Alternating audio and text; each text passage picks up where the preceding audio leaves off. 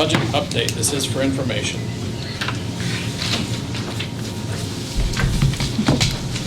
Everyone should have in front of them a budget update that I prepared. I guess you've all heard by now that the General Assembly did adjourn on Saturday without a budget. We had some hope that perhaps they would arrive at a budget, but they did not. And they're coming back in the spring, and I don't even know when. It just says sometime in the spring. So I think when we last met, we were using the governor's budget that was released in December. Since that time, we do have a House of Delegates and a Senate version that were released in mid-February. The House and Senate version both corrected the grocery tax snafu for the current year and made some movement toward that for next year, but not completely. The House and Senate version were both more generous than the governor's version, but they also had the governor's version, you'll recall, had called for a 5% salary increase. The House version called for a 7% increase. The Senate version called for a 7% salary increase and a bonus. And the governor's version also called for a bonus. The Budget Committee met on Friday. I feel that sort of the worst case scenario is the House of Delegates version. So that's what we're looking at tonight. So on the first two pages there, you basically see our revenue increases, and the decreases are in red and the increases are in black. So our total state direct aid revenue is an increase of $1,174,896. That's at the bottom of the first page. Some things I just will point out is the compensation supplement is there in the middle of the page. That's $1,974,932. The school construction for the current year, if you'll recall, we did not have a final budget when we adopted the current year's budget either. We were going with the governor's budget, and it called for school construction funds of $2,033,504. For next year, there's no school construction money, but you can carry forward anything you did not expend this year. And we did not expend any, but between the governor's version and the final version that was adopted, that got reduced to $1,751,126. So that's the difference of $282,378. But we have not used those funds this year, so that money is still available to us.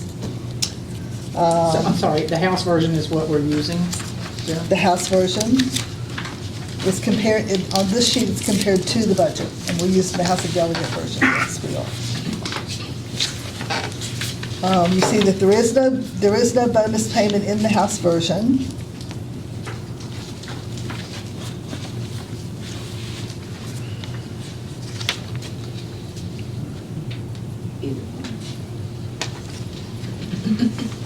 You see there also the $600,000 for joint division incentive funds are still there for next year.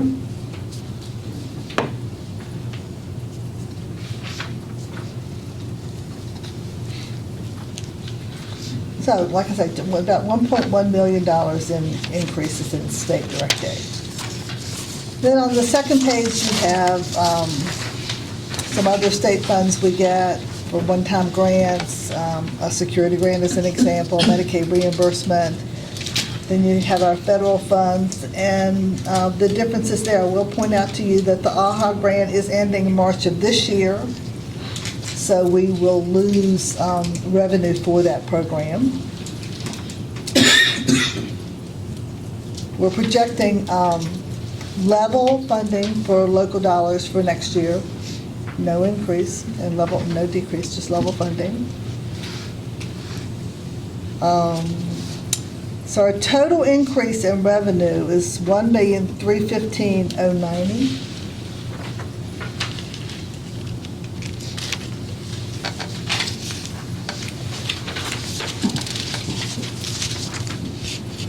What's the difference between the Senate and the House Representative budget?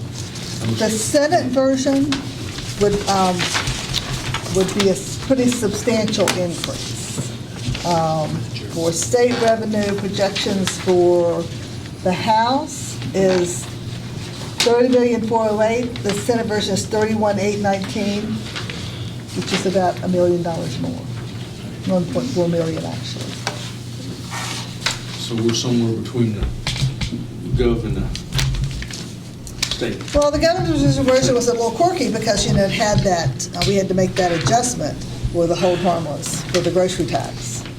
So the governor's version was 30,171,000. So the House version is about $400,000 once you make that adjustment for the grocery tax.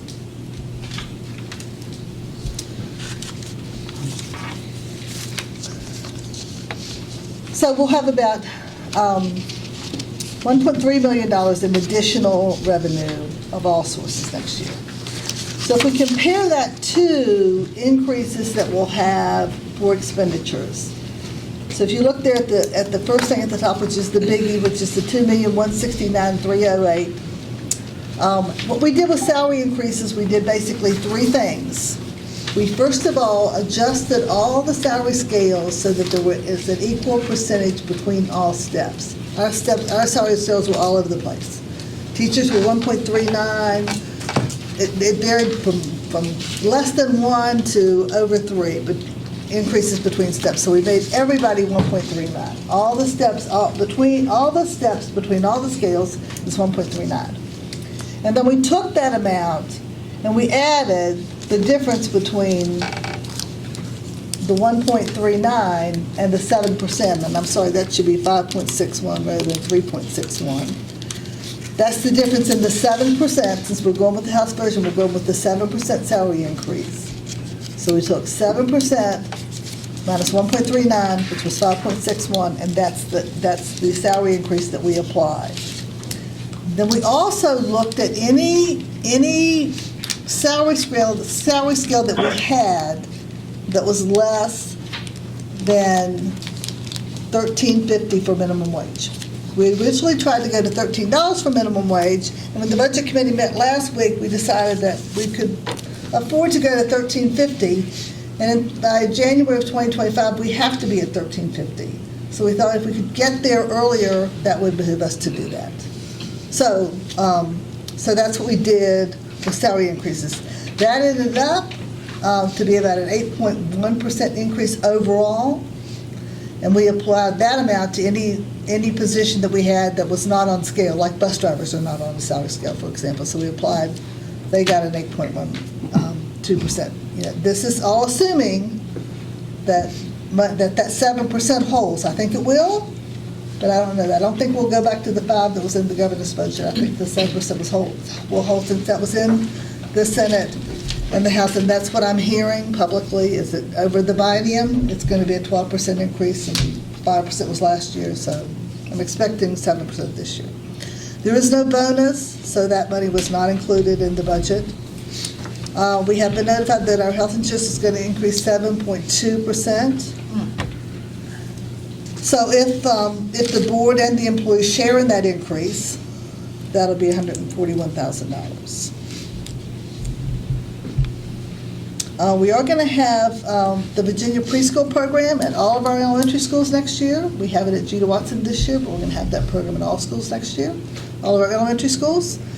So that'll be 2 teachers and 4 teacher assistants that we'll be hiring. We added a full-time English as a second language teacher. And the things that are in yellow, except the bottom 2 there, the things that are in yellow are positions that we added this year that were not included in the budget for last year. You see that we had a secretary at the bus garage, we had a part-time occupational therapist and a full-time occupational therapist assistant, and we made some changes to the supervisor of maintenance and transportation. That position was reclassed. So those changes are highlighted.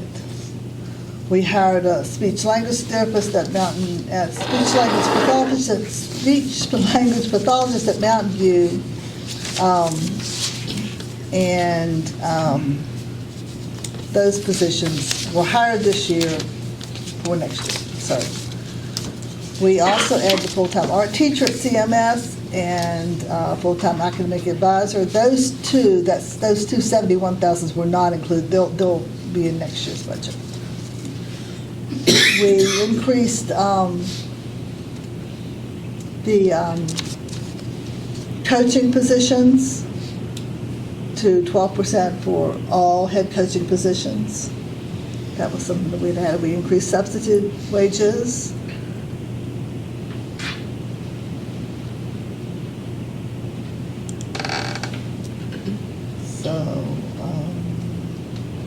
So if you take that amount on the second page there of the $1,315,090, and you can compare that to increases in expenses that we have of $3,757,857, you see that you would have a deficit of $2,442,767. So we're looking for savings there of that amount. And you see, we have substantial savings due to personnel attrition. These are not positions that were lost, they're really positions that were vacant that we don't need to fill next year when schools are merged.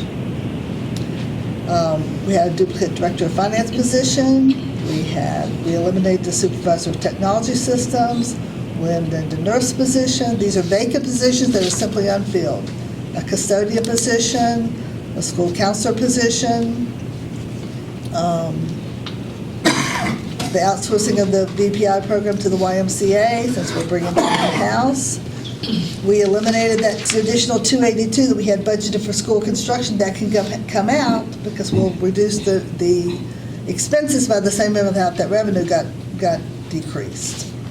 And we eliminated 10.7 teaching positions for a total of 657. Again, not elimination of a position, but vacant positions that can be left vacant and not filled once schools merge.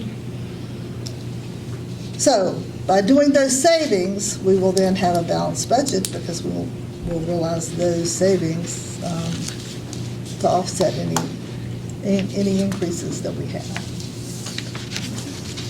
So that's where we are right now. It depends on a final budget, which we don't have. But I feel pretty good about it. I think staff have done a tremendous amount of work, particularly Fred Shop, and evaluating positions and finding out. I call it right sizing for next year. So. Good job, Rebecca. It's, somebody else did the work. Really. Does any board members have any questions? I do. The estimates for the salaries on the budget, does that include benefits? They just seem on the high end, or is that just the top of the scale, like for the? No, that includes benefits. That includes benefits. Okay, that's why I was wondering. It includes VRS and it includes FICA. That makes the sense health now. Insurance is different. Okay. The health insurance is the 141. Sure. Okay. But that includes, yes, that includes all Okay. benefits, right? And Total cost to us. Which is basically VRS and FICA. Sure. Okay. It does. And the health insurance goes up July 1st? It just goes up July 1st, right? And that 7.2%, that's set, because I know in years past, we get to budget work sessions, and it's a lot of us sitting around trying to read tea leaves as to, where are they going to go with this? But that's firm, 7.2? Yes. Okay. It could potentially go, our consultant has a couple of questions for local choice, which he's posed to them. So if anything, it could go down, but I don't think it will. I think the 7.2 is It's not open to negotiation. correct. It wouldn't be open to negotiation. He's just questioning the way they calculated something. And that, I think it's going to be 7.2. Any other questions? This year, Covington City contributed a higher percentage to the health insurance premiums than Alleghany County did. So I think employees benefit significantly with the consolidation because of the greater employer share of the premium. Is it a good time for me to jump in for just a second? Certainly. Yeah, I just want to emphasize, I know everybody has grateful for Rebecca, her detail-oriented work on this budget, as well as, of course, for Kevin, who assisted her in getting this all together before his retirement. I just want to make sure we highlight there are multiple wins for students in the budget, which is a really great thing, and I know we're all excited about. So they're in different places on this chart, but when I think about that, I'm very excited about the preschool initiative positions, the special education on-site staff, that number increased, and the English language learning services. So we really appreciate and have a debt of gratitude that we can look at Rebecca's office and say, hey, let's figure out how to make this happen. And she's able to do that within our budget constraints. And also, by hiring some of the positions that we did this year, particularly in the area of occupational and speech therapy, that allowed us to reduce contractual services for those, which, as you all know, are a substantial cost. When you have people that have to travel from Roanoke over here, so significant savings. It's just a matter of finding staff for those positions. We've always wanted to hire them, but it's not so easy to find them. So that's very good news. Well, thank you very much.